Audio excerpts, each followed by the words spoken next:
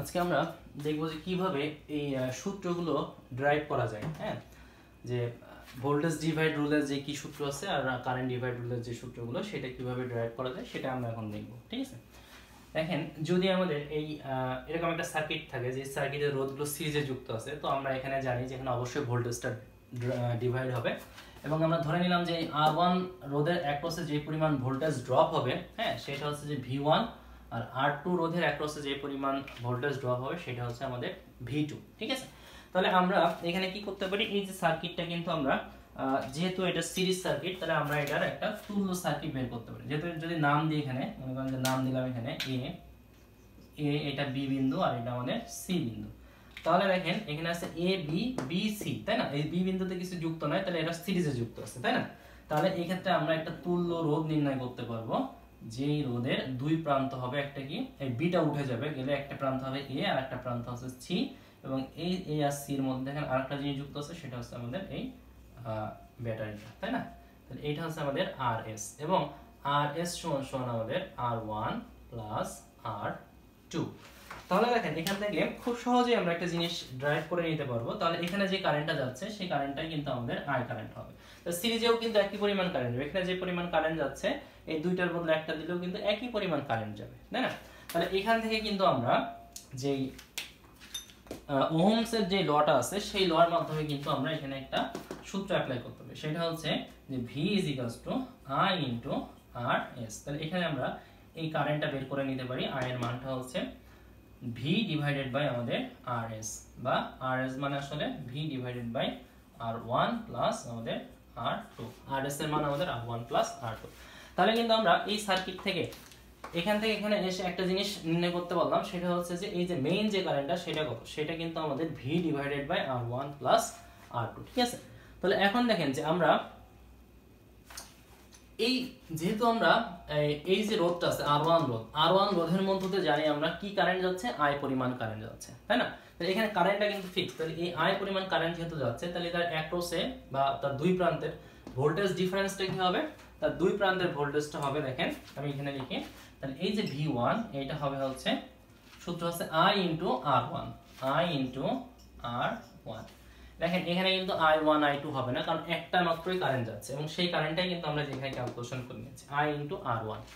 তাহলে এখন I এর মান যদি আমরা বসাই দিই, I এর মান যদি এখানে বসাই দিই, I এর মান হচ্ছে V divided by R1 plus R2। তাহলে এখানে V divided by R1 plus R2 × R1।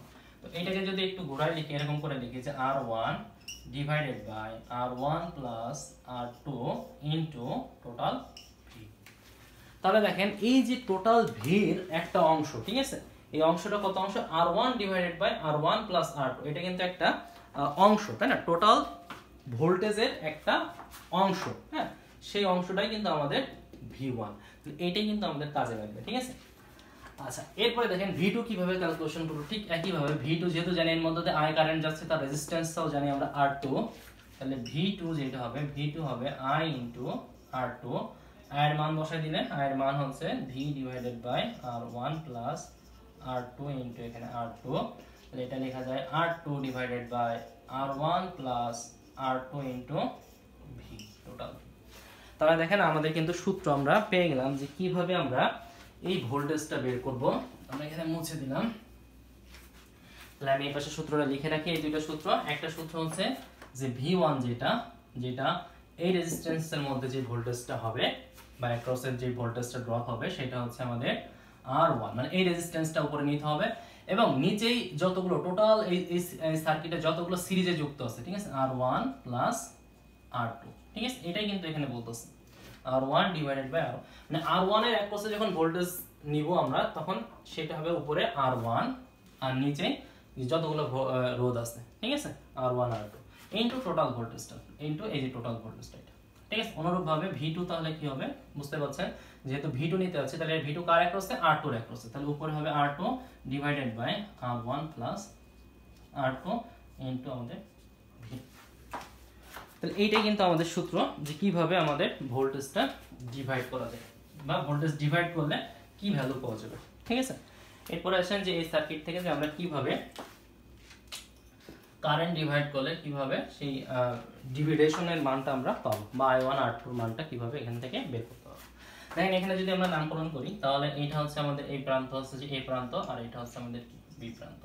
তাহলে দেখেন একটা জিনিস এখানে বুঝতে পারলাম, যেহেতু নোড সেম, R1 এর অ্যাক্রসেও যে নোড, R2 এর অ্যাক্রসেও সেই নোড, তাহলে নোড যেহেতু সেম, তাহলে R1 এর অ্যাক্রসে যে পরিমাণ ভোল্টেজ হবে R2 এর অ্যাক্রসেও ঠিক একই পরিমাণ আমাদের ভোল্টেজ হবে। তাহলে আমরা যদি VAB কোনোভাবে জানতে পারি, VAB, হ্যাঁ VAB, আর এখানে দেখেন VAB-টাই আসলে এই যে ব্যাটারির যে দুই প্রান্তের যে ভোল্টেজটা সেইটাই, কারণ দেখেন এই প্রান্ত হচ্ছে A, এই প্রান্ত হচ্ছে B, আর এই AB এর ভোল্টেজটা হচ্ছে এখানে কি হচ্ছে V।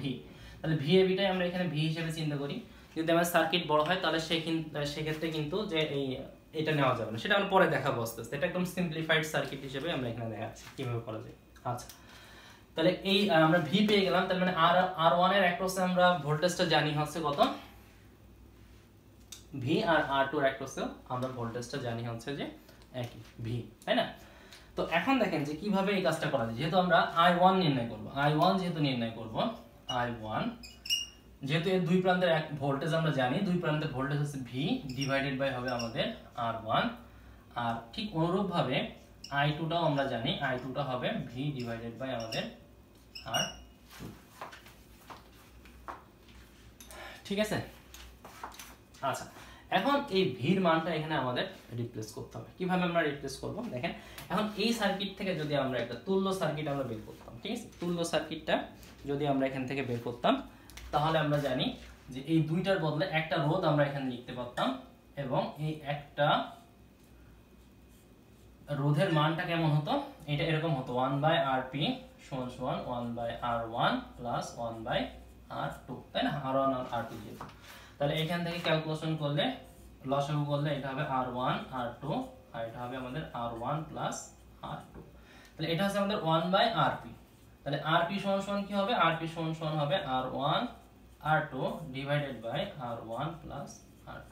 তাই এইটা একটা সূত্র হিসেবে আপনারা মনে রাখতে পারেন যে যদি আমাদের দুইটা রোধ প্যারালালে যুক্ত থাকে, হ্যাঁ প্যারালালে যদি যুক্ত থাকে, তাহলে সেই ক্ষেত্রে যে এই প্যারালাল থেকে যদি একটা বানায় তাহলে সেই ক্ষেত্রে এর মানটা কি হবে, এর মানটা হবে এই যে উপরে হবে এই দুইটা রোধের গুণফল, দেখেন R1 R2 গুণফল, আর নিচে হবে এই দুইটা রোধের যোগফল। ঠিক আছে? যেমন আপনারা যদি এরকম থাকতো, ঠিক আছে, মনে করেন যে একটা আছে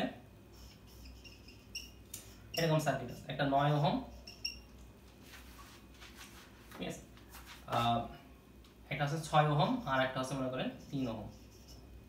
তাহলে এখন দেখেন এই সহজে এটা যে আমাদের আরপিটা হবে, এর আরপি যেটা হবে সেটা কিন্তু আমরা সহজেই বের করতে পারি। কিভাবে বের করব, প্রথমে উপরে দুইটা গুণ করব, 3 × 6 ডিভাইডেড বাই 3 + 6, তাহলে 3 × 6 = 18, 3 × 6 = 18 ডিভাইডেড বাই 6 × 3 = 9, তার মানে এটা হয়ে যাবে কত আমাদের 2 ওহম। তাহলে আমরা কিন্তু খুব ইজিলি এটা বলে দিতে পারি এটা 2 ওহম হবে। ঠিক আছে? আমাদের ওই ক্যালকুলেটরের দরকার নাই। আমরা কি করব, যখন আরপি বের করার চেষ্টা করব তখন উপরে দুইটা গুণ করে দিব, এই রোধ দুইটা গুণ করে দিব, আর নিচে রোধ দুইটা যোগ করে তখন ভাগ করে দিব। ঠিক আছে? এই তো যাই হোক, এখন আমাদের তাহলে আমরা পেয়ে গেলাম আরপি এর মানটা। কারণ আরপি যদি আমরা পেয়ে যাই তাহলে এখানে জানি আমরা ভি, আর এটা হচ্ছে আমাদের আরপি, আর এই টোটাল কারেন্ট হচ্ছে আমাদের আই। তাহলে আমরা এখানে ভি কিভাবে পাবো, ভি আমরা জানি ভি I × আরপি, তাই না? আচ্ছা, তাহলে আরপি এর মান কত, তাহলে I × আরপি এর মান হচ্ছে যে R1 R2 divided by R1 + R2।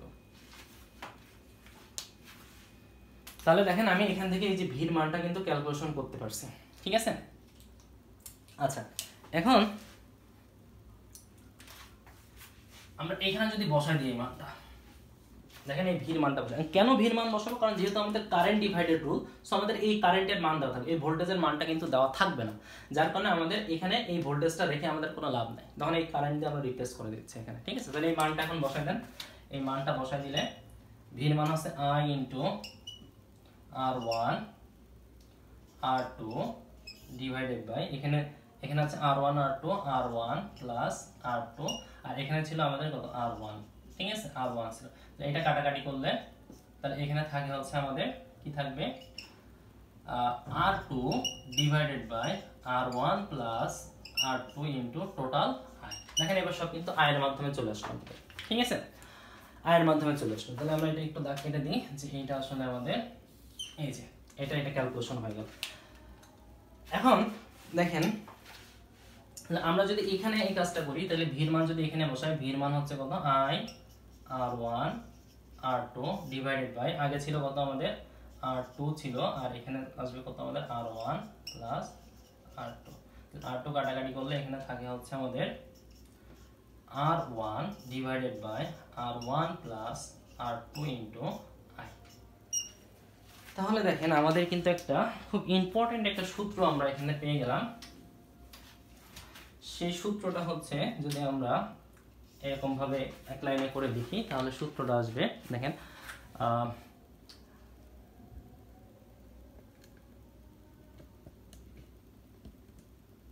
আচ্ছা, তাহলে এখন আমরা যদি এক লাইনে সূত্রটা লিখতে চাই তাহলে দেখেন এখানে I1 টা আমরা কি পেয়েছি, I1 টা আমি একবার লিখি, দেখেন I1 টা পেয়েছি হচ্ছে এটা যে I1 সমান R2 divided by R1 plus R2 into আমাদের I, টোটাল I, ঠিক আছে। আর I2 যেটা পেয়েছি আমরা, I2 যেটা পেলাম সেটা হচ্ছে যে এটা যে R1 divided by R1 plus R2 into I। এর সূত্র আমাদের এই দুটো, এবং এই দুইটাই আমাদের কাজে লাগবে, ঠিক আছে।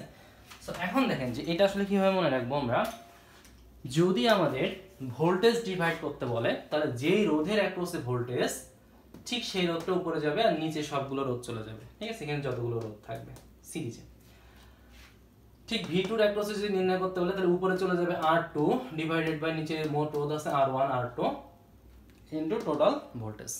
ঠিক একই ভাবে দেখেন এখানে যদি I1 যদি কারেন্ট নির্ণয় করার ক্ষেত্রে বলে তাহলে সেই ক্ষেত্রে আমাদের I1 বললে এটা উল্টে যাবে, এখানে যেমন V1 বললে R1 হতো আর এখানে I1 বললে হবে আমাদের R2, ঠিক আছে। তাহলে এখানে জাস্ট একটু উল্টা, আর সব কিন্তু একই রকম। তাহলে উপরে যাবে R2, মানে এখানে 1 থাকলে এখানে হবে R2 আর নিচে R1 R2 ইনটু টোটাল আমাদের কারেন্টটা, ঠিক আছে। এখানে কিন্তু ভোল্টেজের সাথে সম্পর্ক নাই, কারেন্টের সাথে সম্পর্ক। আর I2 কারেন্ট যদি বলে তাহলে আমাদের হয়ে যাবে I2 যেহেতু বসে তাহলে উপরে হবে আমাদের R1 আর নিচে হচ্ছে R1 plus R2 into I। আচ্ছা, এখন এই সূত্রগুলো কোথায় অ্যাপ্লাই করতে পারবো, এটা দেখেন যদি আমাদের এখানে ব্রাঞ্চিং দুইটা হয় তাহলেই কিন্তু আমরা এই সূত্রটা অ্যাপ্লাই করতে পারবো, অন্যথায় কিন্তু এই সূত্র আমরা অ্যাপ্লাই করতে পারবো না।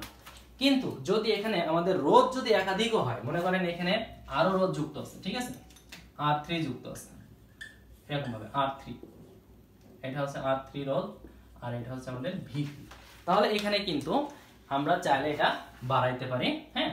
এবং কিভাবে বাড়াবো, জাস্ট আমাদের নিচে এই যে রোধগুলো এটা আমরা অ্যাড করে দিব R1 plus R2 plus R3 into আমাদের V, ঠিক আছে। ঠিক অনুরূপ ভাবে এখানেও অ্যাড করে দিবেন R1 R2 R3 into V, আর V3 তখন হবে R3 divided by R1 plus R2 plus R3 into V। এইভাবে করে যদি আপনাদের n সংখ্যক যুক্ত থাকে, n সংখ্যক যদি এরকম আমাদের রোধ যুক্ত থাকে, ঠিক আছে, তাহলে সেই ক্ষেত্রে আমরা Vn এর মান এইভাবে করে পাবো যে Rn divided by R1 plus R2 plus dot dot dot Rn into V। কিন্তু কারেন্টের ক্ষেত্রে কিন্তু আমরা এই সূত্রটা যদি এই একাধিক হয় তাহলে সেই ক্ষেত্রে কিন্তু অ্যাপ্লাই করা একটু জটিল হবে। আমরা শুধুমাত্র দুইটার জন্য এরকম একটা সহজ রুল বানাই নিতে পারি যে দুইটা যদি থাকে R1 আর R2 তাহলে I1 টা হবে উপরে R2 আর নিচে হচ্ছে R1 R2 into I, R I2 যদি হয় তাহলে উপরে হবে R1 নিচে R1 plus R2 into I, ঠিক আছে। আর এটার ক্ষেত্রে যত খুশি মন চাইলে আমরা যদি এরকম সিরিজে থাকে তাহলে এই সূত্র অ্যাপ্লাই করে ভোল্টেজ ডিভাইডেড রুলটা খুব সহজে আমরা বের করে ফেলতে পারি। বাট আমাদের কারেন্ট ডিভাইডেডের ক্ষেত্রে যদি একাধিক হয়, মানে দুইয়ের বেশি হয়, তাহলে সেই ক্ষেত্রে এই সূত্র আর খাটবে না, এবং যেই সূত্র হবে সেটা আরো মানে জটিল, মানে এটা মেনটেন করে না, এই জন্য আমরা দেখালাম না। কিন্তু এটা একটা সিকোয়েন্স মেনটেন করতেছে, মানে একই রকম হচ্ছে যে সজ্জায় পড়ে যাচ্ছে, তো এই জন্য আমরা এটা দেখালাম। কিন্তু ওইটা কিন্তু আমাদের তিনটা হইলে তখন আবার এটা কিন্তু সূত্রগুলো চেঞ্জ হয়ে যাবে, ঠিক আছে। সো এই সূত্র অনুযায়ী এখন আমরা কিভাবে তাহলে অঙ্ক করব, ঠিক আছে। তাহলে আমরা নেক্সট ক্লাসে সেটা অঙ্ক দেখবো ইনশাল্লাহ। ওকে, থ্যাংক ইউ।